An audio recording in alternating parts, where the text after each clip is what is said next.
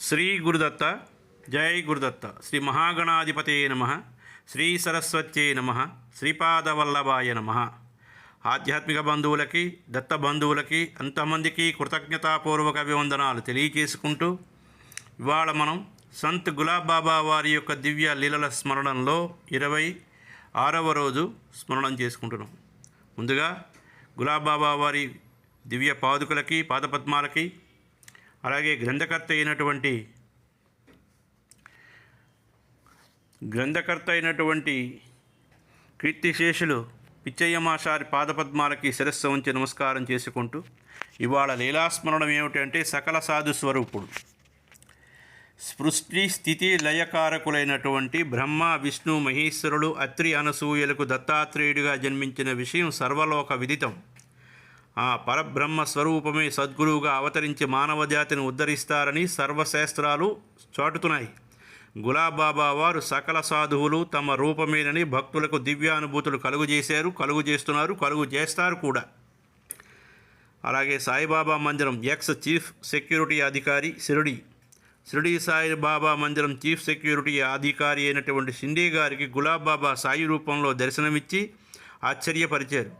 షిండే శ్రీ గులాబ్ బాబాను చూచినప్పుడల్లా మా షిరిడీకే సాయిబాబా వస్తున్నాడని చెప్తూ ఉండేవారట.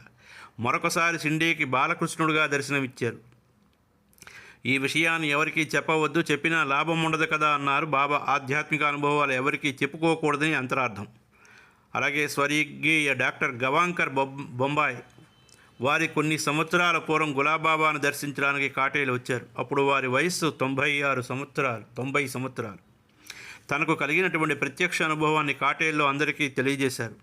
10 సంవత్సరాల వయసులో నేను మా తండ్రితో సాయిబాబాని దర్శించడానికి షిరిడీ వెళితే సాయికి పసిపిల్లలతో ఆడుకోవడం అంటే మహాసరదా. ఆ రోజుల్లో సాయిబాబా నన్ను ఒడిలో కూర్చోబెట్టుకుని భోజనం స్వయంగా తన చేతులతో తినిపించేవారు.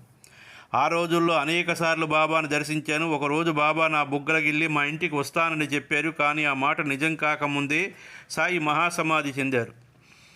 సాయిబాబా మహాసమాధి చెందే నాటికి నా వయసు సుమారుగా 12-13 సంవత్సరాలు ఉండేది. చిన్ననాటి నుండి సాయి నామస్మరణ, పూజలు చేస్తూ ఉండేవాడిని. సాయి స్వప్న దర్శనాలే కాక నా పూర్వజన్మ పుణ్యఫలం వల్ల అప్పుడప్పుడు సాయి భౌతిక దర్శనం అవుతూ ఉండేది. ఒకరోజు సాయి దర్శనం కాలేదని 12 గంటల పర్యంతరం ఏడుస్తూ ఉండిపోయాను. సాయి నా ఆర్తనాదాలు విని స్వప్న దర్శనం ఇచ్చి ఇలా అన్నారు, బిడ్డ ఎందుకు ఏడుస్తావు? మధ్యాహ్నం భోజనం చేసే వేళకు నేను మీ ఇంటికి వస్తాను కదా, ఒకసారి వెనక్కి చూడు. నేను వచ్చేటప్పుడు నా రూపం ఇలా ఉంటుంది. సాయిబాబా వెనక గులాబ్ బాబా నిలబడి కనిపించారు. సాయిని మనం భౌతికంగా చూడకపోయినా సాయిని యథాతథంగా చెప్పిన మాటలే ఇక్కడ పొందుపరచడమైనది. అంతకు పూర్వం నేను సంత్ గులాబ్ బాబాను ఎప్పుడూ చూసి ఉండలేదు. సాయి చెప్పిన రోజుకే గులాబ్ బాబా వారు మా ఇంటికి రావడం మహా ఆశ్చర్యకరమైనటువంటి విషయం. వెంటనే బొంబాయి మహానగరంలో ఒక వ్యక్తి తాలూకా చిరునామా తెలుసుకోవడం చాలా కష్టమైనటువంటి విషయం. అయితే సర్వంతర్యామి అయినటువంటి గులాబ్ బాబా వారికి ఒకరి అడ్రస్ తెలుసుకోవడం కష్టం కాదు. వారికి తెలియని ఇల్లు ఉంటాయా? నేను స్వప్నంలో చూసినటువంటి రూపమే నా ఎదుట సాక్షాత్కరించినందుకు నా అదృష్టమేనని వర్ణించాను. ఎలా వర్ణించగలను? మాటలు చాలావేమో అనిపిస్తోంది. వారు రావడంతోనే నేను వారి పాదకమలాలను కడిగి తీర్థంగా స్వీకరించి నెత్తిపై చల్లుకుని ఉచితాసనంపై కూర్చోబెట్టి సహస్రనామాలతో పూజించడం ప్రారంభించాను. పూజ పూర్తయినంత వరకు ఆ స్థానంలో కనిపించింది శ్రీ సాయి. పూజ పూర్తవగానే గులాబ్ బాబా స్థానంలో మళ్ళీ ప్రకటనమయ్యారు. మా ఇంటి దగ్గర వారి భజన సంకీర్తన కార్యక్రమం జరిగింది. సాయి నన్ను ఒడిలో కూర్చోబెట్టుకుని ఎలా తినిపించారో అలాగే గులాబ్ బాబా వారు నన్ను ఒడిలో కూర్చోబెట్టుకుని తినిపించారు. నా కుమారుడి కాళ్ళు చచ్చి పడిపోవడం వలన వారు నా బిడ్డ కాళ్ళను మృదువుగా స్పృశించిన కొన్నాళ్ళకి నా కుమారుడు లిగిచి నడవటం ప్రారంభించాడు. సాయిబాబా, గులాబ్ బాబా ఒకరేనని డాక్టర్ గారి నమ్మకం. శ్రీమతి సక్కుబాయి, డేగలూరు, కర్ణాటక రాష్ట్రం గ్రామ నివాసి. ఈమె గజానన మహారాజు వారి భక్తులు. ఒకసారి సక్కుబాయి గులాబ్ బాబా గారిని దర్శించగా ఆమెకు గజానన మహారాజుగా దర్శనమిచ్చారు. అప్పటి నుండి బాబాను అతి సన్నిహిత భక్తురాలయ్యింది. రచయిత అయినటువంటి గ్రంథకర్త అయినటువంటి పిచ్చయ్య మాస్టర్ గారి అనుభవం. నేను పొత్తూరు గోపాలరావు గారు అంటే పిచ్చయ్య మాస్టర్, గోపాలరావు గారు, పుత్తూరు వీరాస్వామి బాబాను దర్శించడానికి కాటేలికి 1991 వెళితే వాళ్ళు అంతమంది నాగపూర్ వెళ్ళి షిర్డీ సాయినాథ మందిరం కూడా 6/9/91 దర్శించారట. గులాబాబా భక్తులకు అనేక రూపాల్లో దర్శనమిచ్చారు కదా. రచయిత అయినటువంటి పిచే మాస్టార్కి అటువంటి అనుభవం ఏమీ కలగలేదని మనస్సులో చాలా కాలం కిందట అనుకున్నారట. రచయిత పిచ్చయ్య మాస్టర్ గారికి సాయినాథన విగ్రహం ఎదుట నిలబడి నమస్కారం చేసి మందిరం దాటి బయటకు వచ్చినప్పుడు ఒక్కసారి వెనక్కి తిరిగి చూస్తే బాబా విగ్రహం వైపు చూశారట. సాయినాథుడి విగ్రహానికి బదులు గులాబాబా వారి విగ్రహం ప్రకటనమై కొన్ని క్షణాలు దర్శనమిచ్చారట. ఈ విధంగా సాయి తాను గులాబాబా వేరు కాదని నిరూపించారట. తర్వాత తాజుద్దీన్ బాబా సమాధి దర్శనానికి వెళితే అక్కడ సమాధికి 3 ప్రదక్షిణాలు చేసిన తర్వాత తాజుద్దీన్ బాబా సమాధి నుండి చెయ్యి ఎత్తి పిచ్చయ్య మాస్టార్ని ఆశీర్వదించారు. అది గులాబాబా వారి అనుగ్రహంతో కలిగినటువంటి అపూర్వ అనుభవం. ఇది గ్రంథకర్త పిచ్చయ్య మాస్టర్ గారి అనుభవం. అలాగే నారాయణరావు, నాయక్ రోడ్, నాగపూర్. నారాయణరావు గారు ఒక ప్రభుత్వ ఉద్యోగి. వీరు 1962వ సంవత్సరంలో బాబాను దర్శించి 1975వ సంవత్సరంలో శ్రీ మహాలక్ష్మి పండుగను నారాయణరావు బంధుమిత్రాదుల సమేతంగా తన స్వగృహంలో జరుపుకుంటూ ఉంటే మహాలక్ష్మి ప్రసాదమైనటువంటి రొట్టెలను అందరికీ పెట్టి తాను కూడా స్వీకరించారట. ఆ రోజు ఉదయం అతను బజారులో డజను అరటిపండ్లు కొని ఇంటికి తిరిగి వచ్చి అదే సమయంలో కాకి కోటు చేతిలో దండం ధరించినటువంటి ఒక సాధువు నారాయణరావు గారి ఇంటి గుమ్మం వద్ద నిలబడి ఉన్నారు. నారాయణ్ బాగున్నావా అని ఆ సాధువు ఆప్యాయతతో పలకరిస్తే పేరుతో సంబోధించినందుకు నారాయణరావుకు ఆశ్చర్యం వేసింది. వెంటనే అతను 5 పైసలు 2 అరటిపళ్ళు సాధువుకిచ్చి పాద నమస్కారం చేశాడు. తన భార్యతో చెబుదామని ఇంటి లోపలికి వెళ్ళి బయటకు వచ్చేసరికి ఆ సాధువు మరి కనిపించలేదు. ఎవరా వ్యక్తి అని అందరినీ విచారించాడు. అందరూ మాకు తెలియదంటే మాకు తెలియదని చెప్పారు. ఈ సంఘటన జరిగిన కొన్నాళ్ళకి ఆయన బాబాను దర్శించారు. నేను మీ ఇంటికి కాకి దుస్తులతో వస్తే నువ్వు నాకు 2 అరటిపళ్ళు 5 పైసలు దక్షిణ ఇచ్చావు కదా అని బాబా అతనితో అన్నారట. ఆయనకి చాలా ఆశ్చర్యం వేసింది. బాబా నానా రూపధారి అయి తిరుగుతూ ఉంటారని నారాయణ్ గ్రహించారు. అలాగే శ్రీ శర్మాజీ గారు అకోలా వాస్తవ్యుడు. ధాన్యపు వ్యాపారం చేస్తూ ఉంటారు. అతని కుమార్తె పెళ్లి నిశ్చయమైతే తన కుమార్తె వివాహానికి రావాల్సిందిగా బాబాని అర్థించాడు. తప్పకుండా వస్తానని తనకు వాగ్దానం చేశారు. పెండ్లి జరుగుతూ ఉండగా బాబా సాధు రూపంలో వచ్చి అందరితో పాటు కుర్చీలో కూర్చున్నారు. ఇది గమనించినటువంటి శర్మాజీ ఆ సాధువును కుర్చీ నుంచి లేపి మెడపట్టి బయటకు గెంటాడు. బాబా ఇంకా రాలేదని ఆతృతతో అన్ని వైపులా అతను చూస్తున్నాడు. రాలేదని బాధపడ్డాడు. వివాహమైన తర్వాత అతను బాబా దగ్గరికి వెళ్ళి మీరు వస్తానని వాగ్దానం చేశారు కదా, రాలేదేమని వినయంగా అడిగాడు. వచ్చిన వారిని గుర్తించకుండానే మెడపెట్టి గంటావు కదా అని బాబా శర్మతో అన్నారట. గుర్తించే శక్తి లేని వాడివి మమ్మల్ని ఎందుకు ఆహ్వానించాలి అని మరొకసారి ఇలా ఎత్తి పొడిచారట. వెంటనే అతనికి సాధువును బయటకు గెంటినటువంటి దృశ్యం కళ్ళల్లో మిదిలింది. బాబా బాబా అంటూ ఏడుస్తూ వారి పాదాలపై పడి క్షమించమని అర్థించారు. అతన్ని లేవదీసి ప్రసాదం ఇచ్చి ఆశీర్వదించారు. మహాత్ములైనటువంటి సాధువులను అగౌరవపరచకూడదని అనుభవపూర్వకంగా శర్మగారు గ్రహించారు. ఇలాగే కొంతమంది భక్తులకి గులాబ్ బాబా వారు బాబా ఫరీద్గా నవనాథులైనటువంటి వహనీనాథ్, కానిఫానాథ్, నివృత్తినాథ్, మత్స్యేంద్రనాథ్, జలంధరనాథులుగా నారద, ధ్రువ, ప్రహ్లాద, ఉద్ధవ, సుధామ, వాల్మీకి, వశిష్ఠ, దత్తాత్రేయ, పరశురామ ఇటువంటి రూపాలలో దర్శనమిచ్చినటువంటి సంఘటనలు ఎన్నో ఉన్నాయి. ఇలాగా ఎన్నో నానా రూపాలుగా దర్శనమిచ్చినటువంటి కోకొల్లల సందర్భాలు. సకల జీవ స్వరూపుడు శంకర్ సీతారాం అంబుహరి అనుభవం. హింగన వజీనాథ్ నాగజురి బాబాగారితో పరిచయం ఏర్పడి 30 సంవత్సరాలైనా నేను పంచపోల సతీమాత తరచూ బాబా దర్శనానికి వెళుతూ ఉండేవారు. అయితే మా ఇళ్లకు వస్తానని వందనీయ బాబా మాతో అంటూ ఉండేవారు. శివరాత్రి పండుగకి 8 రోజుల ముందే మాతాజీ గారి ఇంటికి వెళ్ళాం. ఒకనాడు మాతాజీ గారు దర్బార్లో ఉండగా నాగుపాము ప్రవేశించింది. పాముకు పసుపు కుంకుమలు చల్లి పూజలు చేసి పాలు పెట్టారు. కానీ ఆ పాము ఉన్న చోటనే ఉండి కదలలేదు, పాలు తాగలేదు. చివరకు నేను పాముని కర్రతో ఎత్తి కదంబ వృక్ష పొదలో వేశాను. శివరాత్రి పండుగకి బాబా దర్శనానికి కాటేలకు వెళతాము. భక్తులతో ఆశ్రమం అంతా కిటకిటలాడుతున్నది. అంత జనసమూహంలో బాబా మమ్మల్ని దగ్గరికి పిలిచి ఇలా అన్నారు. ఏవమ్మా, నేను మీ ఇంటికి రాలేదని అంటూ ఉంటావా? మీ ఇంటికి పాము రూపంలో వచ్చింది నేనే. మీరు భయపడతారని అలాగే పడుకుని ఉండిపోయాను. పసుపు కుంకుమలతో పూజలు చేసి పాలు పెట్టేవు. ఈ మాటలు వినగానే మాకు ఎంతో ఆశ్చర్యం కలిగింది. శంకర్, నువ్వు నన్ను కర్రతో ఎత్తి చెట్టు పొదల్లో వేసావు కదా, అప్పుడు 8 రోజుల క్రితం దర్బార్లో జరిగిన సంఘటన గుర్తుకొచ్చింది. బాబా ఎప్పుడు ఏ రూపంలో భక్తుల దగ్గరికి వస్తారో ఊహించలేము. అలాగే భగవత్ శక్తుల అవతార కార్యాలు గులాబ్ బాబా, దాస్ కేతహల్, గణేష్పేట, నాగపూర్. ప్రపంచంలో కాలానుగుణంగా సమాజ అవసరాలకి వాటి అవసరాలను బట్టి 2 శక్తులు ఆవిర్భవిస్తూ ఉంటాయి. గురుశక్తి, భగవత్ శక్తి తమ తమ అవతార కార్యాలు పూర్తి చేసుకుని అంతర్లీనమవుతూ ఉంటాయి. ఒక విధంగా చెప్పాలంటే ఏకత్వంలో భిన్నత్వం, భిన్నత్వంలో ఏకత్వం కలిగి ఉంటాయని చెప్పక తప్పదు. గురుశక్తి ఒక మహోన్నతమైనటువంటి వ్యక్తిగా ప్రకటితమవుతుంది. భగవత్ శక్తితో భగవానుడే స్వయంగా అవతరిస్తూ ఉంటారు. ఈ 2 శక్తులు గులాబాబాలో ఎలా నిమిడీకృతమై ఉన్నాయో పరిశీలిద్దాం. గురుశక్తి కేవలం జ్ఞానస్వరూపం, భగవత్ శక్తి పరిత్రాణాయ స్వరూపం, అంటే సంరక్షక స్వరూపం. సద్గురువులు దినచర్య గడియారంలోని ముళ్ళులాగా క్రమం తప్పకుండా నడుస్తూ ఉంటుంది. అంటే భజన కార్యక్రమాలు, అన్నపానాదులు, విశ్రాంతి మొదలైనవన్నీ వేళ తప్పకుండా జరుగుతూ ఉంటాయి. ఉదాహరణకి గురుస్వరూపం జాగ్రత్తావస్థలోకి వచ్చిందంటే బ్రహ్మ ముహూర్తం ప్రారంభమైంది. సమాజంలో ఆధ్యాత్మిక నియమబద్ధం చేసే ముందు ఇతర వ్యక్తులు ధర్మనిష్ఠులుగా స్థిరపరచడానికి ఈ శక్తి పనిచేస్తూ ఉంటుంది. సద్గురువు యొక్క కార్యక్రమాలు చూసి పూజ, అర్చన, యమనియమాలు, జపం, తపం, హవనం, అనుష్ఠానం మొదలైనవి ఇతర వ్యక్తులు ఆచరిస్తూ ఉంటారు. అలా ఆచరించలేని వారు సద్గురువులు స్వయంగా ప్రోత్సహించి వాటిని ఆచరించేలా చేస్తారు. ఈ విధంగా అనుష్ఠాన నారాయణులుగా మారిన వ్యక్తులు తమ్ము తాము సద్గురువు యొక్క దర్బారులో ఆంతరంగిక వ్యక్తులుగా భావించుకుంటారు. అంతేకాక తమ జీవితమంతా ఆధ్యాత్మిక సేవలో గడిపేస్తారు. దాంతోపాటు ప్రజల్లో ఆధ్యాత్మిక జీవన విధానాన్ని ప్రచారం చేస్తూ గురుశక్తికి ఇలాగే భగవశక్తికి మంత్రదీక్ష ఇచ్చే అధికారం ఉంటుంది. ఆ మంత్రదీక్ష పొందడం అనే శక్తి వ్యక్తిని ఉపాసన ద్వారా అలాగే అభ్యసనం ద్వారా ఉన్నత ఆధ్యాత్మిక శిఖరాలకు తీసుకువెళుతుంది. అయితే వ్యసనపరాయణులు, మద్యపానాసక్తులు, వ్యభిచార స్వభావులు, కపటవర్తనలు, అలాగే ముఖస్థుతి పరాయణులు గురుశక్తి దగ్గర నిలబడలేరు.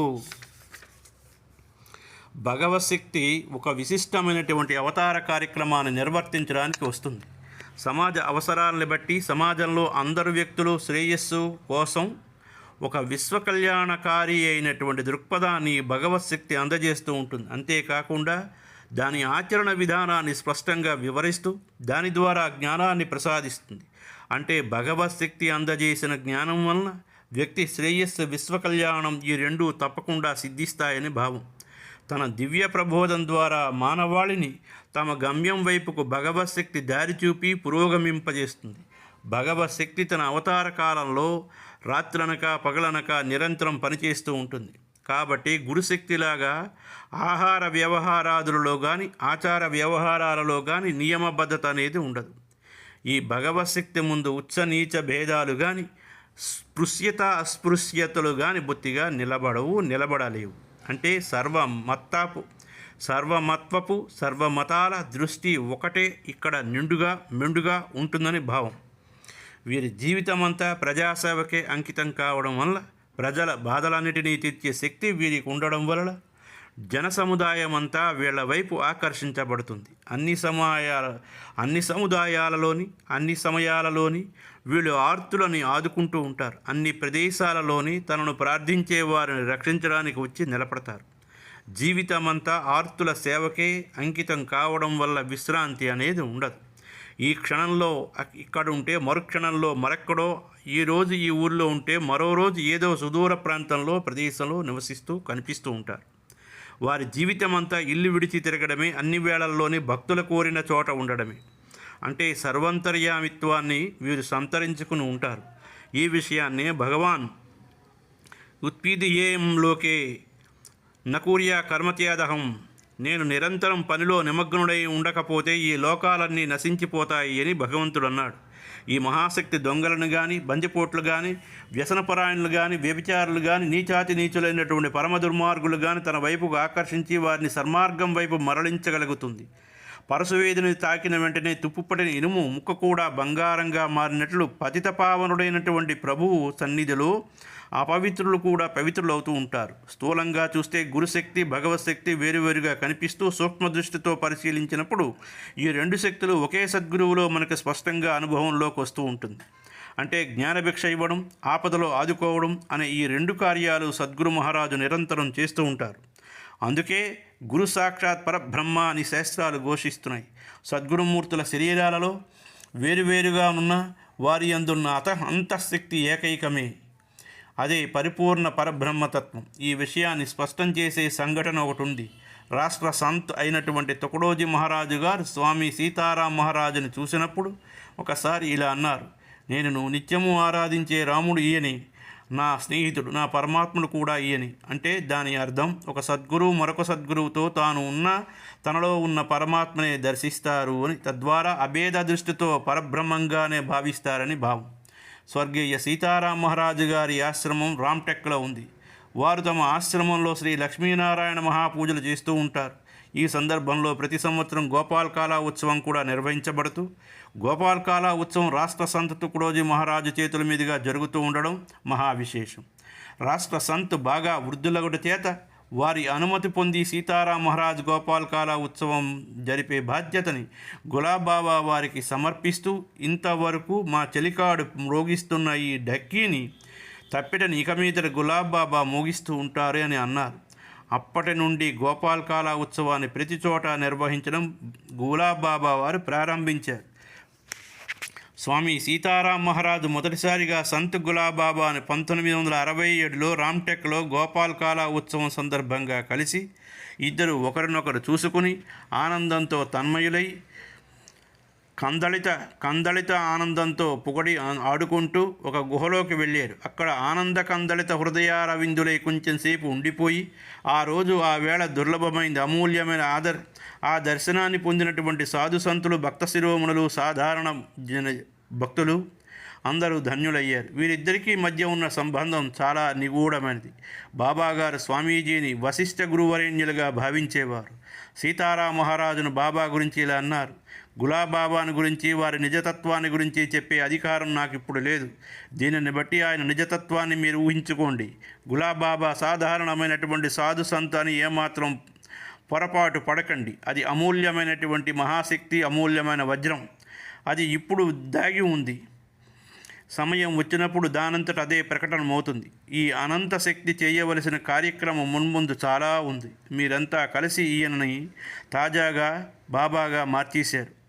ఈ అవాంగ్మానస గోచరమైనటువంటి పరమాత్మను మీరు బాబాగా కొలవడం, బాబాగా పిలవడం ఏమైనా సమంజసంగా ఉందా? వీరి లీలలు అగాఢమైనవి, అగోచరమైనవి. యా బుద్ధే పరతస్తు సహా. బుద్ధికి ఏమిటి అంటే అవతల ఆది అయినటువంటి ఆ పరమాత్మే ఈయన. అలాంటప్పుడు అల్పమైనటువంటి బుద్ధి వీరి నిజతత్వాన్ని ఎలా ప్రవర్తనను ఆక్షేపించే అవకాశం లేదు. ఈ అవతారమూర్తి ఏమి చేసినా అవన్నీ కూడా లీలలే. అలా కాకుండా సద్గురుమూర్తి ప్రేమ, కరుణ వంటి కోమల భావాలని స్వీకరించి దండించే అవసరమే లేకుండా తన్నాశ్రయించిన జీవులను శ్రేయోమార్గం వైపు నడిపిస్తారు. సద్గురుమూర్తిలో తన కోసం కాకపోయినా తనను ఆశ్రయించినటువంటి వారి కోసమైన నియమనిష్టాపూరితమైనటువంటి జీవితాన్ని గోచరిస్తుంది. బ్రహ్మ ముహూర్తంలో లేవడం దగ్గర నుంచి పూజ, అర్చనలు, జపధ్యానాలు, తపస్సు, హవనాలు, రాత్రి పడుకునే వరకు జీవిత కార్యక్రమం నియమబద్ధమై ఉంటుంది. ఏకమైన పరమాత్మ బ్రహ్మ, విష్ణు, మహేశ్వరుడుగా త్రివిధ రూపాలలో వ్యక్తమయ్యారు. మాయాశక్తిలో త్రిగుణాలైన ఈ ముగ్గురికి ఆధిపత్యం ఉంది. త్రేతాయుగంలో బ్రహ్మ, విష్ణు, మహేశ్వరుడుగా ఉన్న పరమాత్మ మళ్ళీ దత్తమూర్తిగా ఏకం సత్యం విమలం చలం సర్వదీ సాక్షిభూతం అని అన్న సూక్తికి నిదర్శనంగా ఏకమూర్తియే అవతరించాడు. దత్తమూర్తికి త్రిగుణాలపై ఆధిపత్యం ఉంది అంటే సర్వజగన్యామకుడని భావం. యా దత్తమూర్తి గురుస్వరూపంలో వివిధ రూపాలలో వివిధ ప్రదేశాల్లో ఏకకాలంలో ఆవిర్భవించి అటు జ్ఞానప్రబోధం, ఇటు ధర్మరక్షణ రెండూ చేస్తూ ఉంటుంది. అవతారం అమతారం సంభవామి యుగే యుగే అన్నట్లు బహుకాలానంతరం కానీ సంభవించదు. ఒకప్పుడు త్రేతాంతంలో వచ్చిన రామావతారానికి, ద్వాపరాంతంలో వచ్చిన కృష్ణావతారానికి లక్షల సంవత్సరాల వ్యవధి ఉంది. ఇలా కాకుండా సద్గురు అవతారం నిరంతరయామానంగా ఏకకాలంలో బహురూపాల్లో అవతరిస్తుంది. అటువంటి అవతారమూర్తులు గులాబాబా సంత్ శిరోమణి అయి విరాజిల్లుతున్నారు. ఒకప్పటి దత్తుడే ఈయన, ఒకనాటి రాముడే ఈయన, మరొకప్పుడు అవతరించిన నందగోపాలుడే ఈయన. భగవత్ స్వరూపం, సద్గురు స్వరూపం సమ్మిళితమైనటువంటి జ్ఞానమూర్తి, ధర్మమూర్తి బాబాగారు. గురువుని ఆశ్రయించిన వారికి జ్ఞానం, భగవంతుడిని ఆశ్రయించిన వారికి రక్షణ ప్రధానంగా లభిస్తుంది. అలా కాకుండా సంత శిరోమణి గులాబాబాను ఆశ్రయించినటువంటి భక్తులకి అటు జ్ఞానం, ఇటు రక్షణ వాటంతట అవే లభ్యం అవుతుంది. కాబట్టి గులాబాబా పరిపూర్ణ పరబ్రహ్మ స్వరూపం. మనం ముందుకు తెలుసుకోవాలి అంటే ముందు 2 కాళ్ళు 2 చేతులతో నడయాడుతున్నటువంటి లీలామానుషధారుణ్ణి సాధారణ మానవునిగా కానీ మామూలు సంతుగా కానీ భావించడం పొరపాటు అవుతుంది. భ్రాంతి మూలకమైనటువంటి ఈ భావాన్ని సమూలంగా తొలగించి జ్ఞానదృష్టి అవలంబించి బాబాని పరిపూర్ణ బ్రహ్మంగా భావించి ధ్యానించి అర్చించి తరిస్తాం గాక. ఓం శాంతి. గోపాల గోపాల దేవకీనందన గోపాల గులాబ్ బాబా గోపాల. తండ్రి పాహిమాం పాహిమాం రక్షమాం రక్షమాం.